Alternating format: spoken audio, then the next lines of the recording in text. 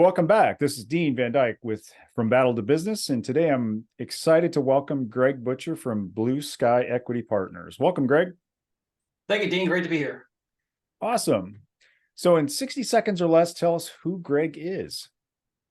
Yeah, so I was in the Marine Corps for almost 20 years, retired in 2015, and I had been trying to figure out how to make real estate investing more scalable while I was on active duty. I was investing in single-family homes at the time because that was all I knew. And then just before I retired, I found out about investing in apartments and about the power of syndications, which is nothing fancier than just a group purchase where people pool their money and invest in a property together. It's larger than what any of them could afford on their own.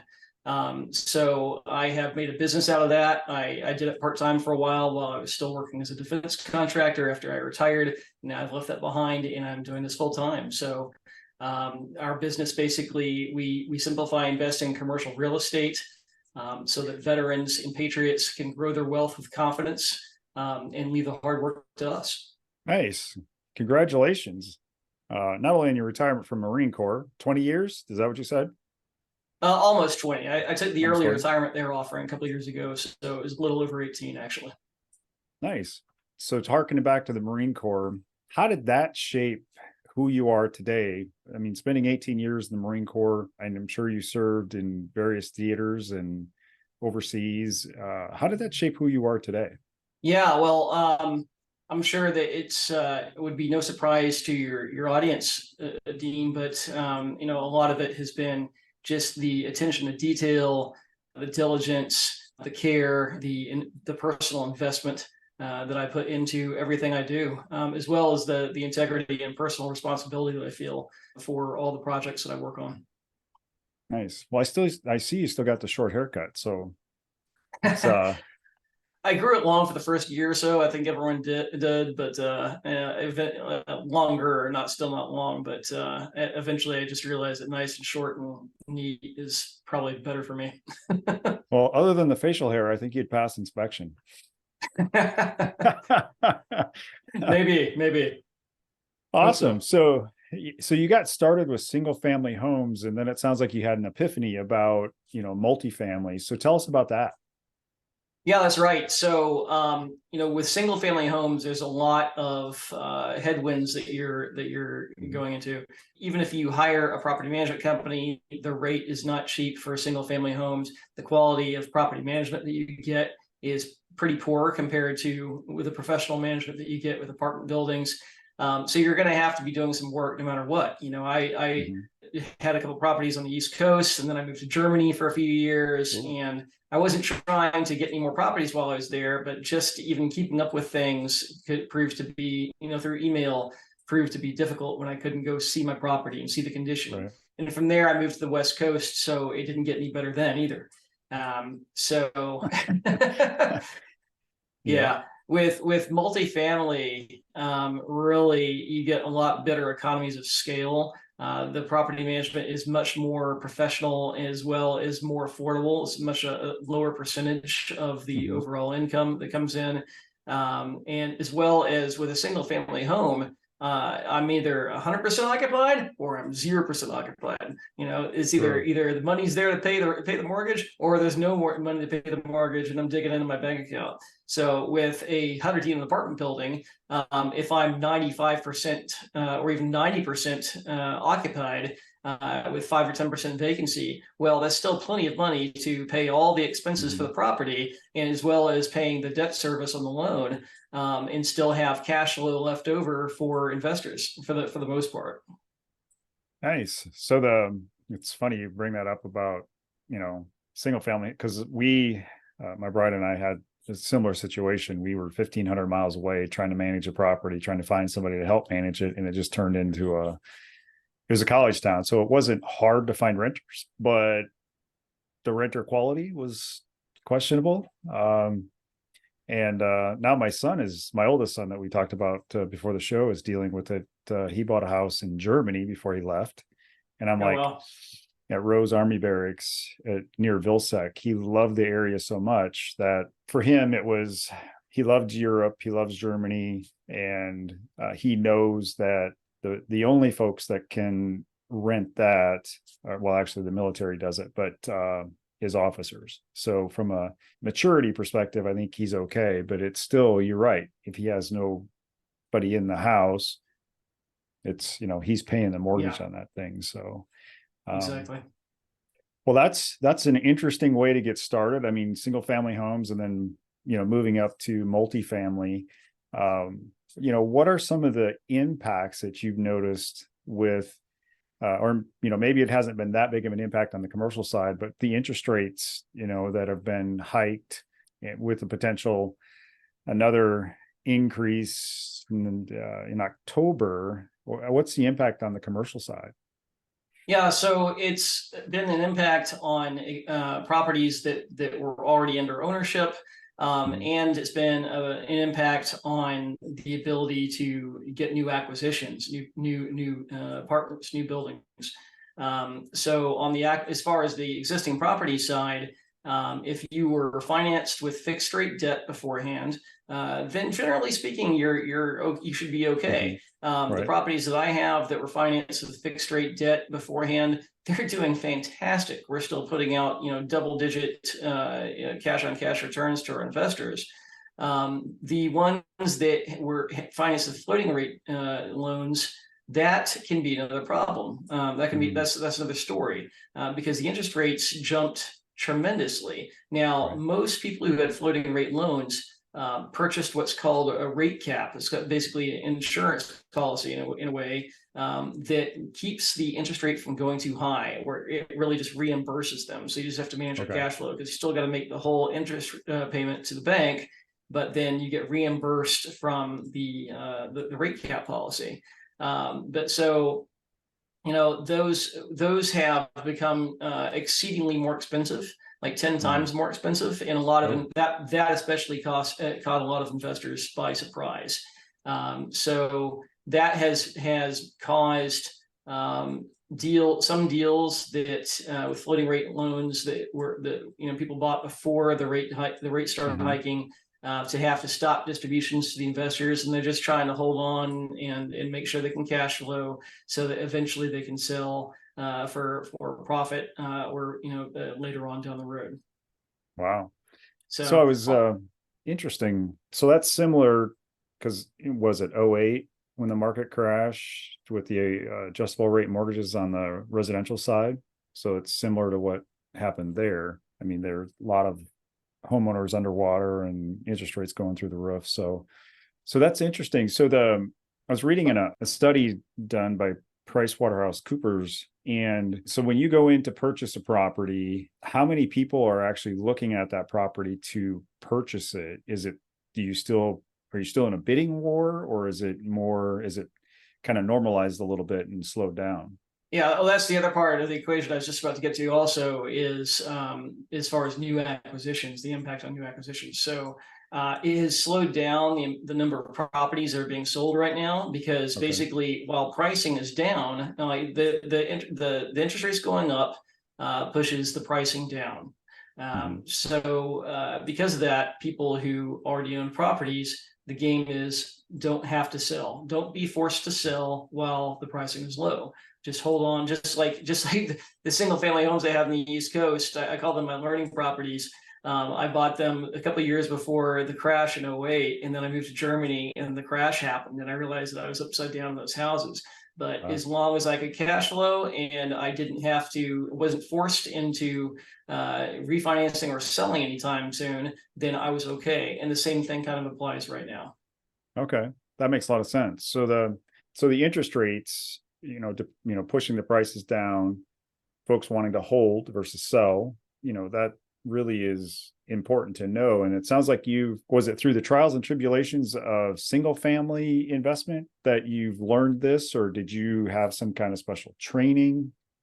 No, I actually joined an educational and mentorship program about all this right as I retired off of active duty. So I've been studying this everywhere I could, from this one mentoring program. Now I'm coaching for another mentoring program. I talk to so many people, it's unbelievable, about all these things, whether it's brokers, other property owners who are more experienced than me. and really try to absorb everyone's opinions on what's going on. And over the course of the years, I've been able to start forming my own opinions on things as well. The first couple of years I was doing this, so my very first year doing this, and from 2015 to 16, while I was going through the coursework and the program I was in, all I did was invest passively. And like my investors do right now, for the most part. So I was investing as a limited partner or a passive investor in projects that other people were putting together. And then in 2016, I got into my first deal as a general partner, where I was one of the ones that helped put it together in the first place, which can be a lot more lucrative, but is a lot more responsibility and a lot more work too.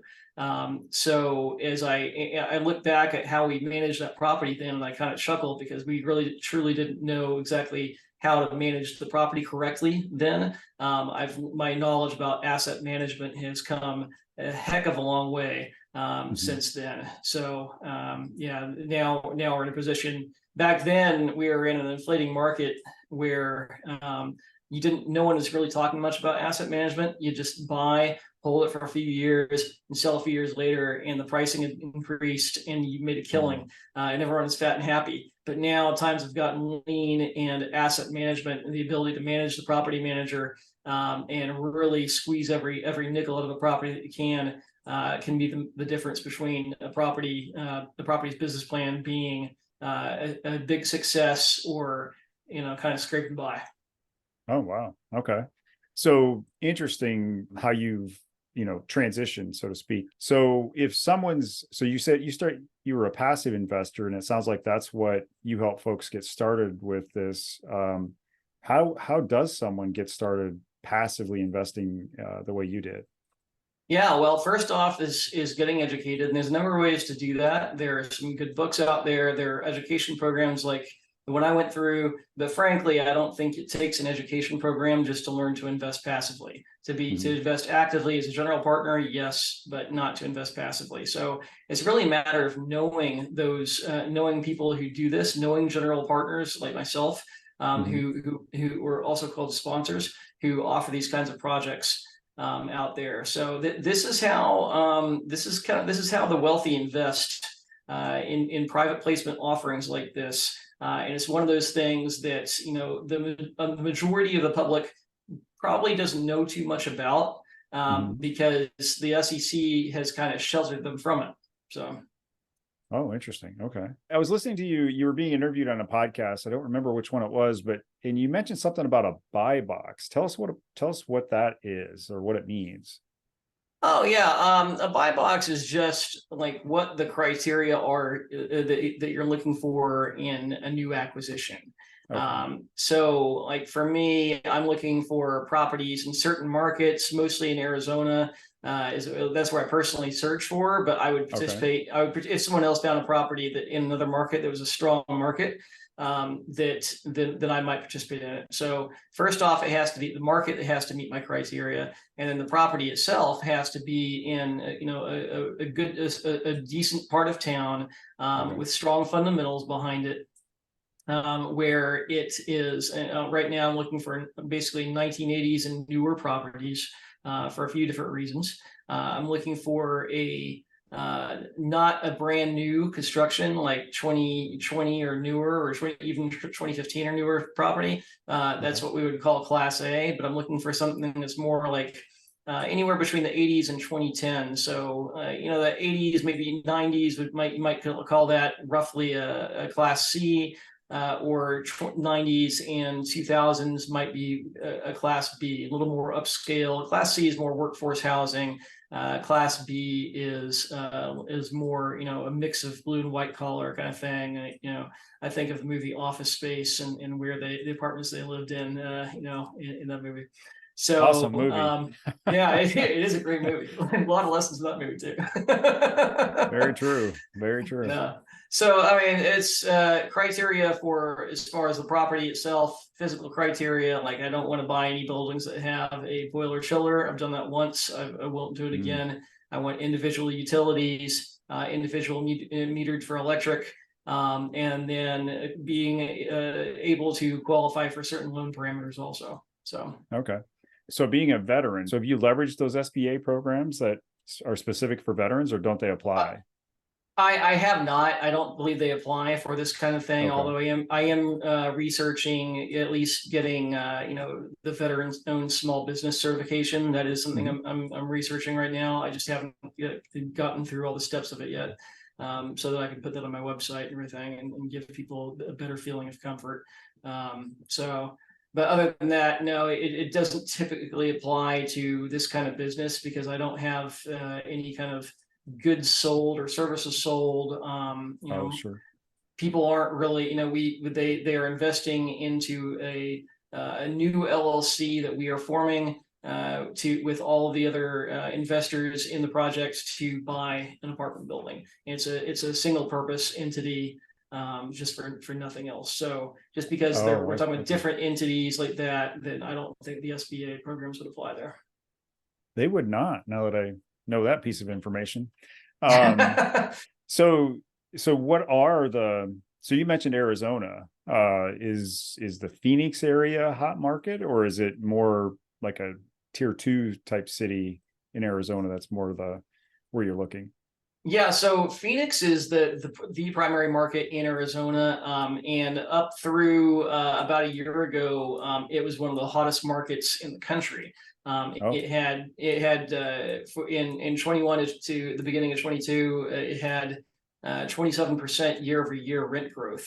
Rent growth is yeah, and that's one of those things where that's rough on tenants. But it's good for investors because it's growing our income, growing our net operating mhm. income, which grows our property value, so that we can sell for profit later on. We don't do any kind of rate hikes that are any more than what the market is doing anyway, but any owner of that property is going to be doing rate hikes at least in keeping with the market. So we basically have to do the same thing. We try to Okay. work with tenants any way we can in the process, but that's just kind of the way the business works. So Kind of tough for blue collar workers to sustain that kind of those rate hikes. I mean, that's tough. it is, and we always work and make sure our property management companies are working with them, providing information, ways Mhm. to get housing assistance and different programs that are out there, for not necessarily like Section 8 housing assistance, but different programs that can help out with things like that, whether it be churches or anything like that. There are things like that out there. So bottom line is Phoenix experienced a huge boom for 6 7 years, and Mhm. now because of that, as strong as that boom was, it's taking a tiny little bit of a dip right now. And so but I do believe it's very short-lived. All the fundamentals of strong population growth, strong job growth, industry diversification, much more so than it was back in Yeah. 2008. Cool. All those things are really in Phoenix's favor, and the policies of the state that I live in right now, California, help ensure that. They help ensure the population flow keeps on going to Arizona and Texas and Florida and some other places like that. So Yeah, that's a topic for another anyway, day. yeah. Well, all I'm saying is people keep on going that direction. So Yeah, that's um, Tucson is another interesting market, and in Tucson, it's a smaller market than Phoenix is. Definitely more of a secondary market, but it's still large enough to be a real contender. And it's more of the slow and steady competitor. It doesn't have the volatility of Phoenix. It didn't. The prices didn't get as the rent growth didn't get as high in okay. Tucson as it did in Phoenix, but it was still strong. Very strong actually, and now that rent has actually receded just a tiny bit in Phoenix, that's not happening in Tucson. The rent growth is stabilized to like at normal levels now, so at what you would expect, like in the 2 to 3% range. Okay. What are some of the other hot markets? You mentioned Texas. Is that decent market for investment in commercial real estate like that? Yeah, absolutely. The Dallas Fort Worth market, especially, has been kind of the mecca of apartments for quite a long time now, and it still is. Everything that I've seen, I have some apartments there. I've invested some there. I don't know that market as well as I do Mhm. in Arizona, although it's closer to where I grew up in Oklahoma. Um, So, the Dallas has been huge the last few years. Now it's getting a lot of so much new construction that's putting some downward pressure on the pricing, keeping it from Okay. increasing a whole lot right now. So now suddenly Fort Worth is starting to be the hot part of that, the Dallas Fort Worth metroplex. Interesting. So with that type of, it sounds like there's some pretty key areas for those types of investments. And is that what I'm hearing? There's quite a few great markets in the United States. They have been more the Sun Belt right now, just like Phoenix. The Sun Belt grew so fast over the last couple of years that the growth has slowed down. And actually, some Midwestern markets that I'm not involved in Ohio, Indiana, Kansas City, some of those are actually taking the forefront. Will that last for a long time? I don't have a crystal ball, so I can't see that. But certainly some of those Sun Belt markets, I do feel like long term the fundamentals are there. So, well, I know I've got a client that's in Tennessee, and there's a lot of folks moving to Tennessee as well, which I think it's interesting. But so it sounds like, we lived in the Sun Belt for for about half of my tour in the Navy. It wasn't booming at that time. Now, what was booming was the casinos, unfortunately. But we touched on how to get started in this. And you mentioned veterans, current military members. Is what you're doing designed for folks that are still on active duty as well as folks that have left active duty? Did I read that correctly on your website?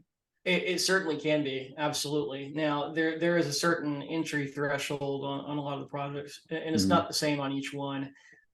So that, especially like the more junior folks, that might not be appropriate, but folks that are getting closer to their own, certainly it might be in their wheelhouse, depending on how much they have to invest in their own risk tolerance.